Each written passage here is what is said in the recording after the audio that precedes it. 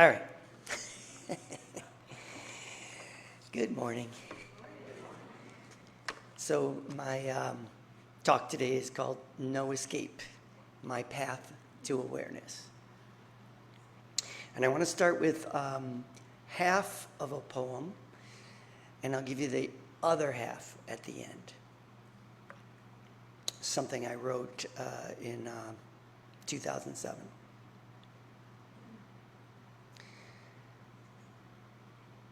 Depression sneaks up on me. In realizing it, I scream and kick. But eventually it is easy, like putting on a blanket from an old friend. The experience of cold separateness, claustrophobic aloneness, the dark black closet of fears and insecurities. It's easy to get addicted, to get lost in this darkness, perhaps even going mad. How I love to lament and knock my head against the wall.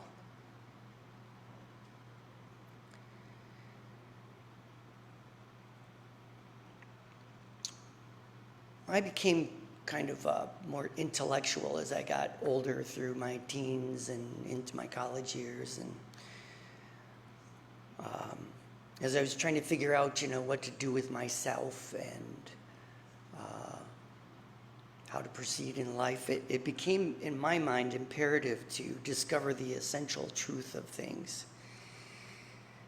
On what I could base a moral and good life.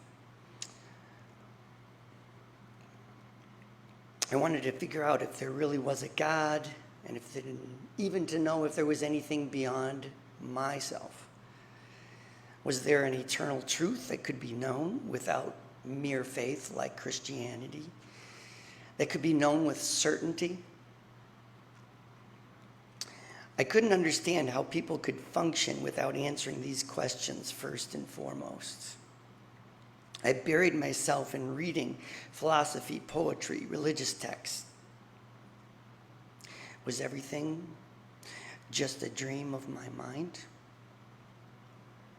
I was paralyzed with indecision. I hardly talked to anybody.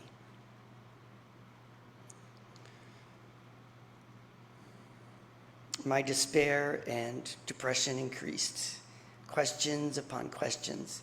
I was even thinking of killing myself as a means to find out if there was a God, a heaven, a hell, or something else, or escape just into nothingness. Then I passed into kind of a absurdist existentialism where I thought, well, maybe creation is just some kind of tragic cosmic joke, a random accident with no inherent meaning. But the violence and suffering within myself had not calmed down. I discovered that wherever I went, the questions and feelings followed. My mind was fractured with never-ending questions. I wrote poems cynically making fun of myself.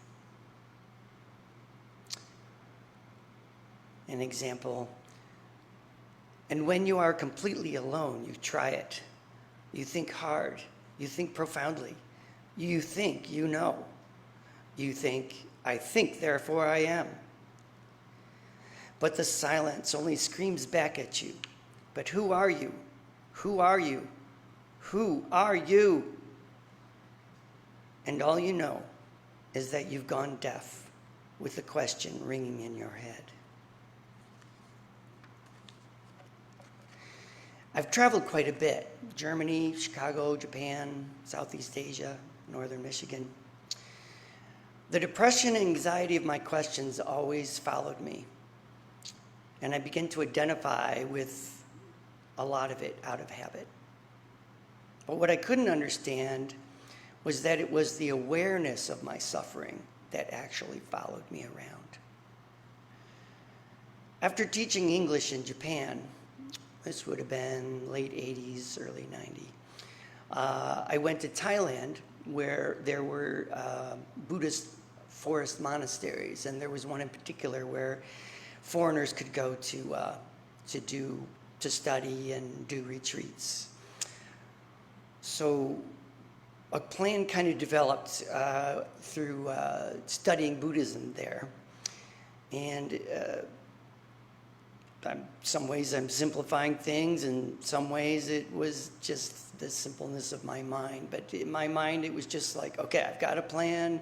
I'm going to move beyond my broken self to a new, improved, enlightened self. All they got to do is meditate, follow the instructions, as if it was like a recipe for enlightenment.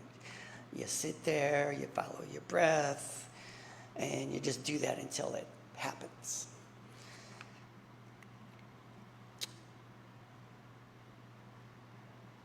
And I did several 10-day retreats there in Thailand and Malaysia, and I meditated very earnestly, but somewhat aggressively.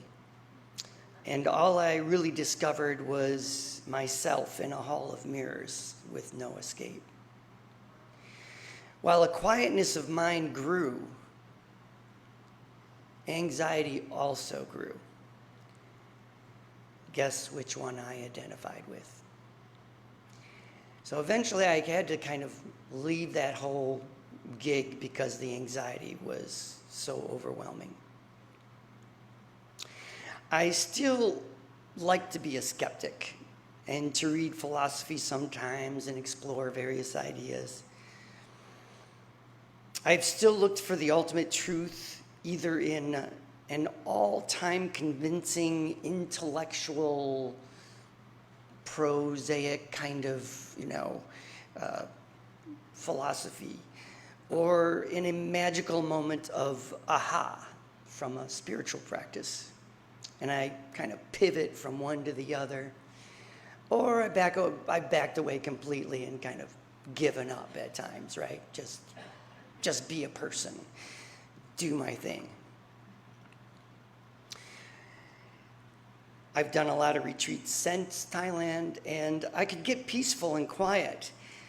But when I went back to normal life, the suffering immediately returned. I mean, I would go to the retreat, kind of in a suffering, anxious way, like I still want to get enlightened. I still want to reduce my stress. I still want to have answers. And so it was really frustrating to come out of these retreats and still, I'd be peaceful, whatever, calm, like the physical self, but still like really mentally frustrated. More recently, I came across, at one of the retreats, there was a guy that mentioned Rupert Spira, who is a teacher and kind of he teaches in a kind of an intellectual way, I think. So it was sort of appealing to me. He studied a lot of Hinduism, and then he got with a teacher that he just really felt an affinity with, a French guy named Francis Lucien. And he calls his way the direct path. And it's not just his way, it is in other traditions. And it's kind of a non-dual thingy-ding. The direct path is an exploration or investigation of your direct experience of awareness. And he merges discussion of perceptions with the rigors of logical discrimination to help others on their path to spiritual awakening. He states the finite mind cannot know the infinite reality. It only knows thoughts and perceptions. However, there is one experience that we have. Our only access to the nature of reality is the experience of being. And what we're actually looking at is infinite being. Not even really infinite, because it's dimensionless. It's always present in and around us. And it is not separate. Rupert describes it as simply the awareness of being aware. The I am of I am aware. Consciousness doesn't need anything or anyone else to know itself. It just knows itself by itself. So let me take you through a little exercise here that kind of comes from his talks. Kind of shut off your aids, your mind, the things you know intellectually, the concepts, the labels you know of things, what they are, what they're called. It might be like what a baby might experience, just all sensations, perceptions, sort of like your firsthand experiences. And now close your eyes. You are in a pitch black environment. You are just a baby not really knowing things. So open your eyes. Take in what you see. You might say shapes, colors, textures, gradients of light and dark. Just go ahead, look around the room a little bit, right? Now, try to see the space in the room. We're right in the middle of it. It's all around us. The space is not really an object, right? It doesn't have texture. It doesn't have color, gradients. And this can be kind of a metaphor for what awareness is. We're only sort of aware of the space in the room by having our eyes open, in a sense. But there's space in music, right? There's the sound and the silence. It's sort of the silence around the sound. There's, space in our thoughts. We're not constantly thinking, right? There's little bits and spaces where nothing is happening. So think of like maybe the walls disappear here, right? And suddenly we see outside the building. Trees, the parking lot, the cars. But this space, right, is still right here, right now. It didn't go anywhere, right? It's just here in our awareness. It's a metaphor for awareness. It's just always present. We're in it. The difficulty is kind of feeling like it's of us. We still think of like the space is out there. It's here, it's here, it's here, right? It's not here. So that's the trick, sort of to kind of include yourself in as part of the space.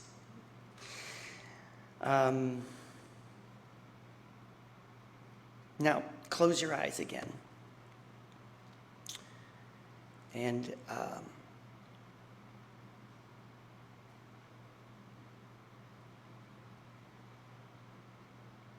ask yourself, am I aware?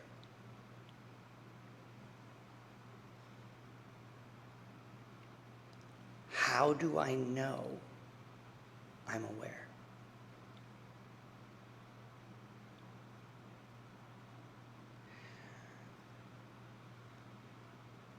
And if you couldn't hear, and you couldn't feel, or taste, or touch, or see, would you still be aware? The suggestion is yes. That awareness is still there. And that it's not a finite awareness of just you. That awareness that we think is us is sort of just maybe a somewhat enclosed awareness of infinite awareness. And just like throughout the day, right, we walk through space. Space never leaves. It's the light that allows us to see, right? And awareness is the light that shines on our being. In our individuality. But that light is sort of us and not us. Let me see if I skipped something here. Yeah, okay. Moving along.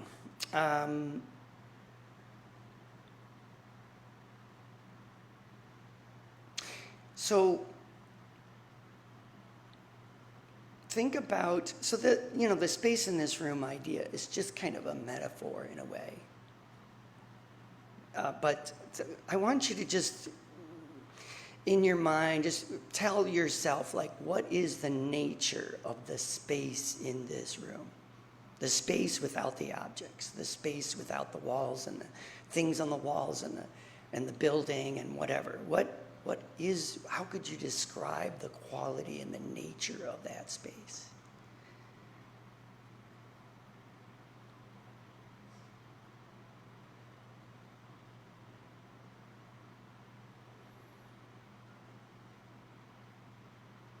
So you might say clear, peaceful, silent, all-encompassing. If you used any of those words, that's kind of what I came up with myself. And all of our thoughts and tastes and smells and, sense of our individuality, all of that is just clouds going through the space. We're just clouds floating through awareness. And you know how when it was amazing the first time I flew in a plane, right? You go above those clouds, and there's the brilliant sun. No matter what, it's always there. It could be the cloudiest, rainiest, stormiest weather that your plane goes through. It's incredible. I was just blown away with that. Anyways, I still lose myself in the clouds a lot, in this localized consciousness. It's as if I live in the 7th cloudiest state of the United States in January. Like it is cloudy all the time. And when a bit of blue sky appears, I'm excited, I'm delighted. When I feel good about myself, I don't see it as the true part of myself. When I have a moment of awareness, of just being, maybe it's different for you. I'm just telling you anyways. I suffer a lot, and I suffer a lot from depression. And you might not think so out of knowing me, but it can be really difficult at times. And the joke that I heard from Francis Lucian, was that I mistake those moments of blue sky as just another kind of cloud, as a blue cloud, right? It's not the vastness above the clouds. It's just a piece of blue among the, gray weather. I'm going to finish my poem that I started with. Oh, wait, no, I'm not. I got one more paragraph. So, awareness, consciousness. Does it belong to me? Can I say that it really belongs to me? This space in the room, can I say it belongs to me? Like it is me in a sense, or that Anyways, it's I guess I kind of said this. We falsely believe that it is ours. Our sense of I am Craig, right? I am a separate consciousness. Have you ever considered that part of yourself that says, I am Craig, is not limited, is not your consciousness. It's just infinite consciousness. You didn't create it. It kind of just came with the package, right? So, my finish of the poem. When a crack of light pierces the darkness, it feels at first like being cut by a knife. I recoil as if I've never seen it before, afraid of this unknown. This purity uncovers hidden attachments to sadness. To turn away from the suffering is a strange hardship, but the friend who gave the blanket is leaving, and some grief is felt. Such a familiar friend, such a comfortable blanket. A stranger appears, seducing, offering the openness of the outdoor air, the warmth of the sun. Gradually, I recognize this stranger. What gladness for this friendly face. A celebration ensues. Life's flowing energy courses through this very heart, the joy of being, bursting through the shell of separateness, connecting me through a tear of happiness. Oh, to accept the comings and goings of friends such as these. Thank you.